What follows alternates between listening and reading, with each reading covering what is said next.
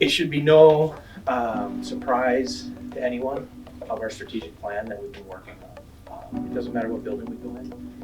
There's a lot of evidence around working with our core values and being student-centered and all that, and really trying to reach our mission through those three strategic anchors of engaging our learners and being as efficient and effective as we can, and finding ways to communicate better and collaborate more inside and outside of the organization. There goes my clicker again. Oh, there we go. For new people, or for people that have forgotten, Hastings is one of the largest geographical districts in the metro area, 170 square miles. And while we have 5 towns that we serve, we also have 7 townships. And I think that's really important for everybody to remind themselves of as we get our kids, particularly this building, that serves a lot of our kids who don't live inside of the Hastings proper. Because even though they might be a part of our district, or their families have been for quite some time, they come to us with different sets of cultures and values and beliefs, and that all is part of engaging them in a way that makes sense to them. All right, so we get a little bit closer. As we zoom in, we've got a little over 4,000 students. We have about 570 staff across the district. We now speak 24 different languages, depending upon what building you're in. Spanish is the one that is spoken the most.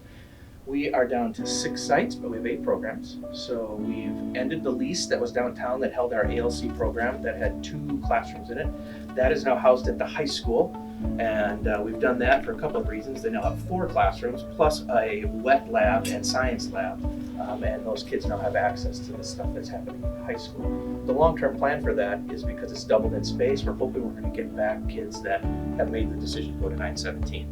917, while it's a great support for us, is also really, really expensive, and it would make sense to have our kids be back with us in our buildings for ALC programming. The other one is at Tilden. A lot of people know that that's early childhood, but that's also where our senior center is, if you haven't been there. And that senior center is actually just as busy as the early childhood part of that building is. So it's a very well-utilized building in the district.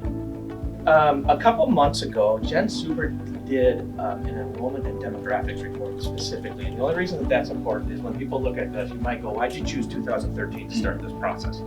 But I think it's important for people to know a then versus now. And the reason I use 2013 is that's what she did with her reporting, so that it stays consistent. But between 2013 and now, we're about 400 kids less than we were.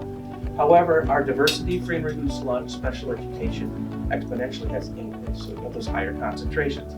You're seeing it in your classrooms, particularly in special education. Our largest example is at McCullough, where their kindergarten class this year is 21% of special ed. So think about that. Our kindergarten classes are 1 out of every 5 kids. Special ed of some sort has a need identified.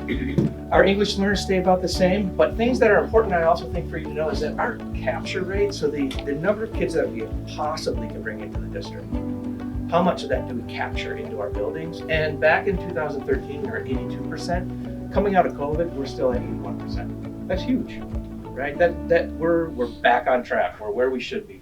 And in addition to that, while it's not a huge number, I think it's big for Hastings. And those are the kids that open and roll into Hastings. And so we're almost at 100 kids that come into Hastings from somewhere else. About, a little bit less than a year ago, there was a survey that went out to the community, and we based a lot of our decisions on what the community told us. The community told us that they valued support for struggling learners, options for college credit, and mental health resources for our kids. And a lot of our ESSER dollars this year and next year are focused on that. Things we're trying to put in place are focused on that. The community also said we really think it's important that you have updated technology for kids. We've got our iPads in place at all the elementary schools, our Chromebooks in place at all the secondary schools. We've got all the, where's that? I thought I saw a TV, yeah, right there. The new line TVs. And then 65% of the community said, we think you're doing A/B work as a district, which is a really significant number considering across the nation, the highest average is around 40% that districts have been getting coming out of COVID. So we should feel good about that. And then finally, not surprisingly, over 90% of the community thinks that strong schools equal strong communities. And I think we all think that strong communities equal strong schools. So it's a give and take, and that's going to become a very valuable piece. You've all engaged in some new safety training or additional safety training, and we're really trying to ramp that up. It's been one of the big focuses administratively is retooling our safety plans, making sure that everybody has a renewed understanding of what we should do, when we should do it, what do we do if. We really need to be ready for whatever happens, right? We're a district of 4,000 kids, and that's a lot of kids if we have something happen at scale, and we need to keep that on the forefront amongst all the other things. So we focused on that. One of the things that I mentioned to alluded to a little bit earlier was the ESSER dollars, and these are just some examples of when we took the ESSER dollars, put them into operation. It really came down to adding more bodies to the buildings for staff. So that's what we've tried to do. Adding success coaches, floating subs, social workers, adding to the TAP program, really working with the multi-tiered systems of support, chemical health, campus monitors. And we really need to see over the next 2 years, what's the stuff that we're really finding valuable to keep? That's going to be important. What's worked well? What do we need to now fight for and prioritize as we move into the what's next for the district? Now, these is kind of into budgeting. So those funds go away in 2024. We've cut $3 million-ish over the last 3 years. A lot of people remember last year, secondary staff was a little bit more stressed out about it than I think elementary was because of what we were needing to do at the secondary level. But we've made 1.4 million adjustments 2 years ago, 1.5 last year. Fortunately, with our levy that is attached to inflation, we got about another $1 million into our budget this year, so we haven't had to do that. So we don't have those meetings going on. We had our last meeting with the board last night, and there is no budget adjustment meeting happening this year. We'll do the right sizing stuff, but none of the big stuff like we did before. This is a slide only to represent what's been happening behind the scenes. It's not for you to have to get a grip on all the numbers, but with the board, what we've tried to do is say, we have to plan out what's going to happen, and we need to avoid this virtual cliff that school districts talk about every once in a while of, oh my gosh, where are we going to find the money? So to do that, we run the board through scenarios. Scenarios of what happens if we renew levies, what happens if we don't renew levies, what happens if we add to levies, what happens if we bring in this type of money, what happens if we don't do this type of stuff. So the board has really run through 6 scenarios that get us to different points at different points in time. And the reason that we do that is because a lot of people, when money starts getting tight, will go and say, well, we have a giant fund balance. We have this $14.1 million sitting there. Let's use that for a while. I show this slide to show how fast that money disappears, which is why we need to pay attention to it, and I'll be on the same page with it. If in a year, because our first levy is up for renewal in a year from now, if we only renew that levy, this is the trajectory we would be on. So this year we have about 13.9 million in our fund balance. Next year we would be at 12.3. The following year turns red to 8.9 because 8.9 million is what is in board policy. That's what the board has said. You guys have to maintain 8.9-ish, $9 million, because that gives us about 2 months worth of operating costs in case we don't get funding from the state for some reason in a cycle, stuff like that. The hard part is after we hit 24-25, it exponentially drops off and we end up with a problem. We need to avoid that. We don't want to have the fall off the cliff conversations. So to understand how we get there, since 2003, the state has not kept up with inflation. That's what this chart shows. So that top line is where we would be if the state just kept up on the formula with inflation. Because they haven't, this year we're about $1,263 per kid below what we should be at. And what that equates to this year is $5.6 million. So if the state would have just kept up with inflation, we'd have an additional $5.6 million into our budget. In addition to that, right now our special education programs cost us $3 million more than what we get reimbursed for from the federal government. So quick math, we're $8 million less than what we could potentially have, which is why school districts have levies. And Hastings is a district that has 2 levies. If we're to where we're at, our first levy, if it's not renewed next year in November, we will see a decrease of $3 million in our budget. So that's a really important thing for us to start focusing on is that first levy. Our second levy, worth about $1 million more, $4 million, that will be up for renewal in 2027. So where do we sit in Dakota County? We're third from the bottom in the money that we get. We're about $400 from the cap. So we could not only renew a levy, we could increase that levy if we could get the support of the voters and bring in an additional $400 per student. If we don't renew that levy, we'll lose $600 per student. And that's what that black line represents. And so we really need to be focused on how do we tell our story, how do we continue to inform the public of how important it is for the continued support that they give us. Just like the 2017 bond, right? Levies are for learning, bonds are for buildings. So we're just coming up on the conclusion of the bond dollars, about a $50 million levy or bond that was approved in 2017. We have an additional $7 million that we've been able to put towards things because of the amount of projects that came under budget. And we're just completing those projects right now.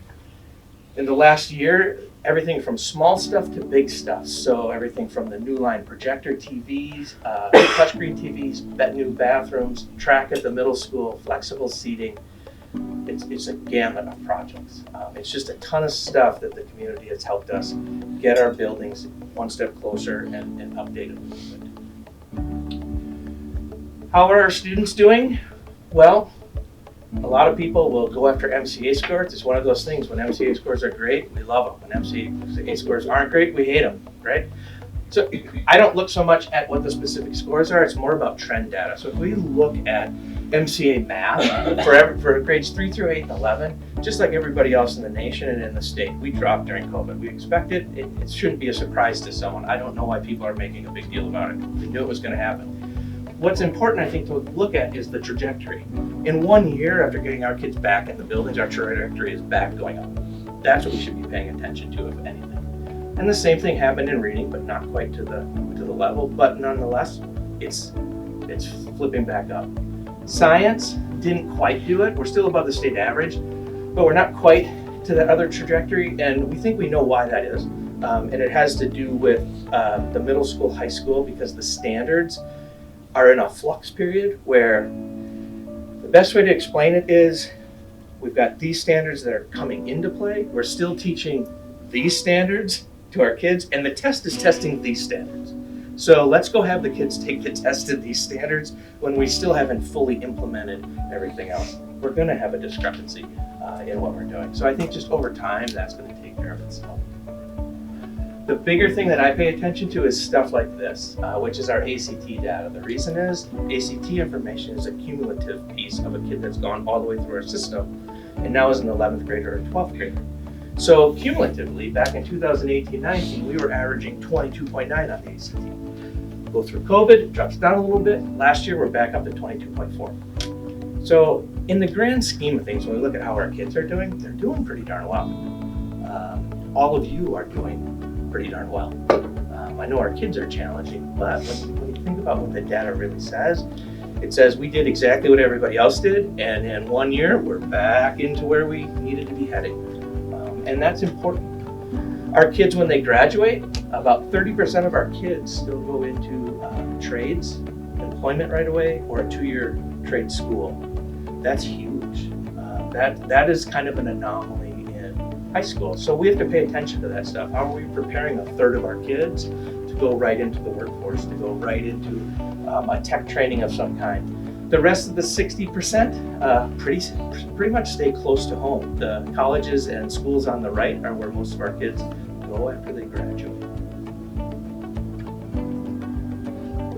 You'll remember last year we gave out all these surveys. Everybody was tired of surveys, but we needed to find baseline data for that strategic plan, so that's why.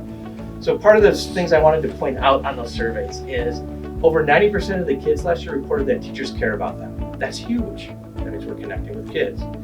Kids say our teachers care about us. 87% of the students reported they feel safe at school. That number is even more significant because that survey was given after Uvalde happened last year. So over 87% of our kids still reported feeling safe even after that huge incident took place and everybody knew about it. So I think that's good news.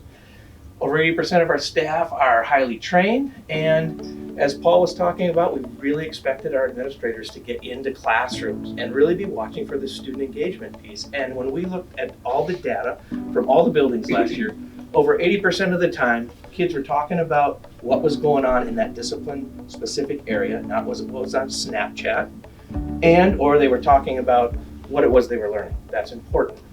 That means that kids are more and more engaged. This slide was really for when I'm doing more of the community presentations, but it gets back to the schools equal community, community equals schools. We have a lot of partners. We have a lot of partners in the community that come in, support us. We need to continue to find ways to have them come in and have us get out into their areas. We are headed, continuing in the direction of our strategic plan, focusing on those engaged learners, effective operations, communications, and collaboration. We get there through two things. The board stays over here in governance, and we stay over here in management.